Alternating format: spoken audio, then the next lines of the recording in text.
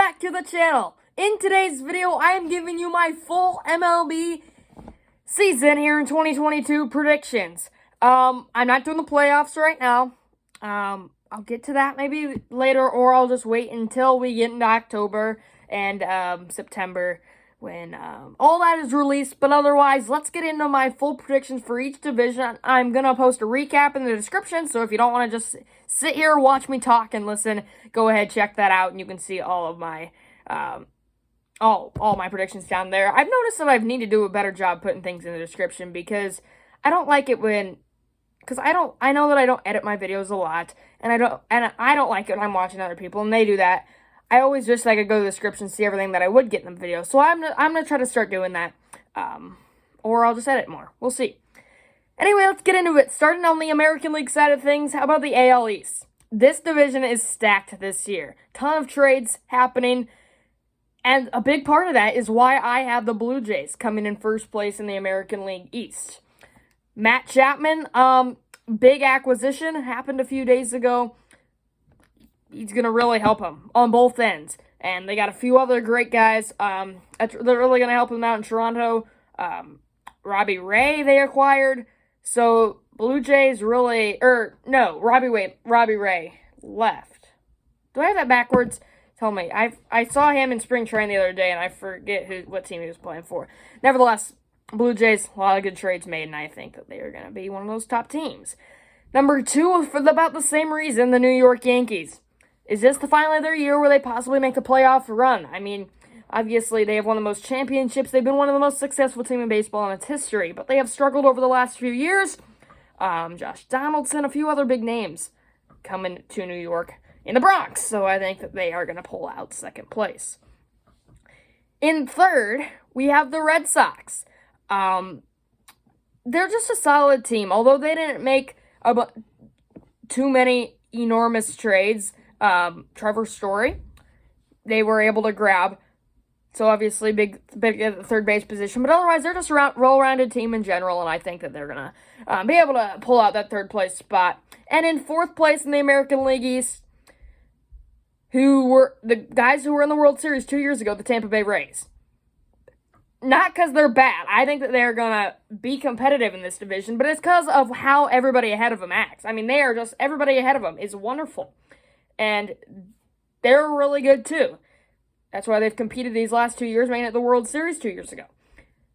So the Rays definitely have a chance, but they just aren't going to be able to be one of the top teams in the division with everything they got ahead of them. And then number 5, the Orioles. They are just in a big-time rebuild over there in Baltimore, indeed. Let's go to the AL Central.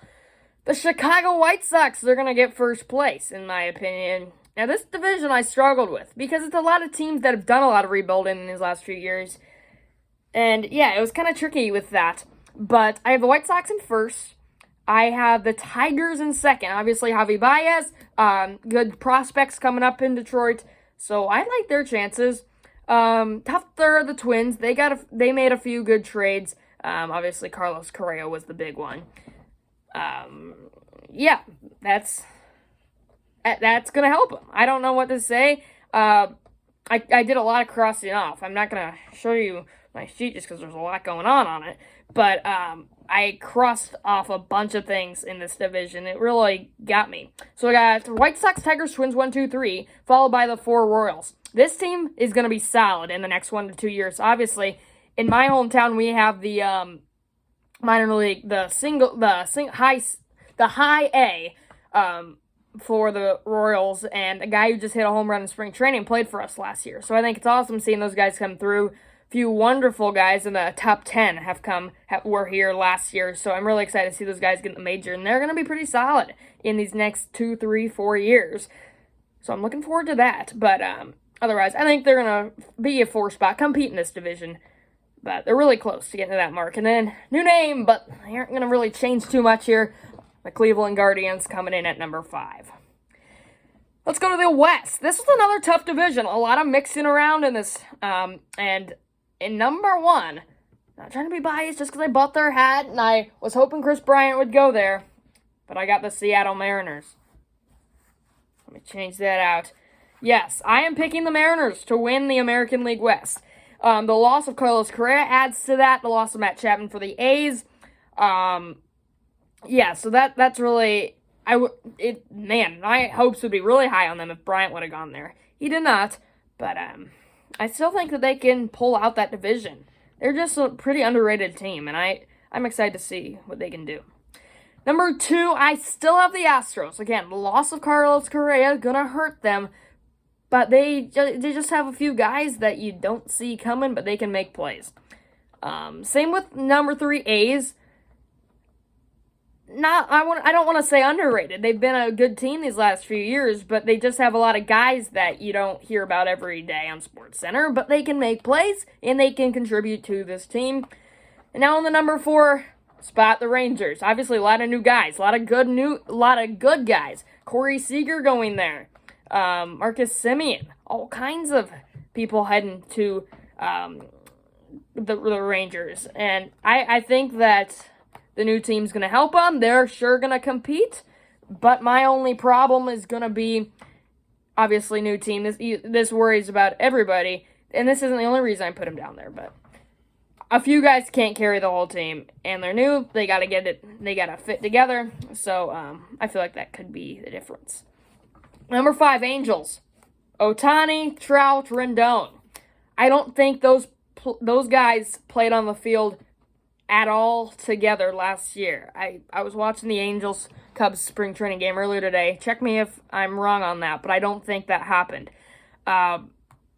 So Trout has definitely struggled being healthy these last few years. Rendon's kind of struggled. Ohtani's been there. He's missed a few games here and there, but obviously that guy is terrific. Trout's terrific. Rendon's terrific, but they just... I don't really know how to describe it. They've got the guys that are there to build the team. I think they're going to compete, but I just don't think they're there to be in playoff contention. If the rest of the division lacked off, I think that they would seriously be in playoff contention, but I don't know. This is a tricky team for me. Back to the National League side. We'll start with the NL East. This is another really difficult division. We go from some of the best divisions in baseball in the West and the East on the American League side. Now we got to go to the West on the National League side, or the East on the National side, with the worst. And the Braves losing Freddie Freeman in first place. They just have the guys again. Austin Riley, underrated in my opinion. Duvall, still their catcher. I think he's still playing for them. They have some veterans. They have some old guys that are still performing. They have some young guys. They got some good guys coming up in the farm system. But otherwise, I like the Braves' chances to win the division again. Number 2, the Phillies. Kyle Schwarber, acquired over the offseason. I like that trade for Philadelphia. And then Bryce Harper obviously still plays for you, and a few other good guys that can carry him to a few victories. Rhys Hoskins still as well. Andrew McCutchen, Didi Gregorius, all those guys still hanging out in Philadelphia. And those are a few big names that can carry your team to be successful, and that's what the Phillies have. Number 3, the Mets. Losing Baez, they grabbed a few guys. They didn't really do anything too crazy, but I think in a division as lackadaisical as this one, they're going to be up there. I don't know how their record's going to be, if they're going to be in a playoff contention spot. But I got them in third place, followed by the 4-5, respectively, the Nationals and the Marlins. Nationals, a few guys that, especially Juan Soto, I think he pushes them over the Marlins. What's going on in Miami? I mean, they get nobody coming to their games. Derek Jeter's gone. They have made no moves in the last, I don't know. I just don't get it. Do they not have any money? What's the issue? Or they just don't feel the need to change anything?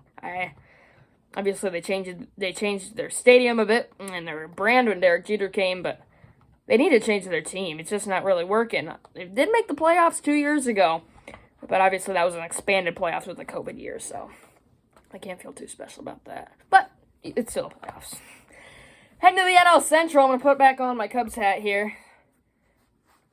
I'm going to take the Brewers winning this division. This is not going to be a strong division where you're going to see these guys competing for World Series championships. But a few teams might sneak up on you. The Brewers, I think that they should get this one pretty controllably. They don't have the most stacked team, but you still got Yelich. Hopefully he can stay. Well, not hopefully. I'm a Cubs fan, but for the Brewers fans, hopefully he can stay healthy for you and carry them to do something, win the division again in the 2 spot. No biasm included, but I have the Cubs. Now, deep breath for this one. My reason is I absolutely loved what we did. Hands down, loved what we did in the offseason. The only thing I don't like is that we got everybody for a one-year deal. 3 guys on the roster right now are signed. We're gonna have a, if we don't extend anybody or get any more guys, we're gonna have 3 people on our team next year. I want to re-sign Contreras. I want to re-sign a few people, but Yan Gomes we got. That's a solid backup catcher. Seiya Suzuki, yes sir, that's gonna be huge. Outfielder, right and center fielder's primaries. That guy can hit the ball. Just those, and Andrelton Simmons. He's not a big guy. He's not a big name where he's gonna carry your team to a championship or something like that. But he's a guy that can help you win. He can get on base and do things like that. Brennan, why can I not think of his name? Brennan Miller, not Brennan Miller. Why can I not think of his name right when I need to? I can think of it all day long. Anyway, Brennan's something coming up. He should be in the majors this year. Greg Deichmann, he's had a solid spring training. Patrick Wisdom stays around. Frank Schwindel stays around. I like who we got coming up. I like who's on our team right now. I would not be surprised to see us in the 2 spot. Number 3, the Cardinals. Paul Goldschmidt, Nolan Arenado going to stick around. Guys, to put you in playoff contention, fight for a division win. I think this one's really going to be, between those top 3 spots, it's going to be close, as it always is in this division. But I see the Cardinals on the 3 spot. 4-5, Reds, Pirates. The Reds, Winker, Suarez, goodbye to Seattle. I forgot to mention that earlier, but I don't really get it. What'd they get? A few prospects and a few draft picks for 2 of their best players. There got to be something behind that, but when I saw that, I did not expect it. I did not believe it. It confused me. So I don't know if the Reds are going to be too competitive this year. And Michael Lorenzen also went to L.A. to play for the Angels, so Reds are going to be iffy. And then number 5, the Pirates. They just absolutely do nothing. Don't understand one thing they're doing. They're like the Marlins. I just don't get their franchise in general. Anyway, let's move on to the National League West. Last division to get through. Dodgers going to win this one. Maybe close to the first half of the year. Dodgers, I'm not a huge Dodgers fan, but they're just good. You have to admit that, and they're going to win the division. Followed by number 2, Padres. I expect them to be in a hole at the beginning of the year. Tatis going to be gone. I'm not a huge Tatis fan, but he does help them. He can drive the ball to the ballpark. When he comes back, what is he gone? Is it 1 month or 3 months? Somewhere in between there, due to hand issues. But so Tatis is going to be gone. That's going to hurt them through the first half of the year, but I think they'll bounce back and find themselves in a solid second. Followed by the Giants, Chris Bryant being shipped off. He wasn't a huge part of their team last year, but he was good enough to help them. And they really didn't do anything on the offseason. Should be the same team about as last year.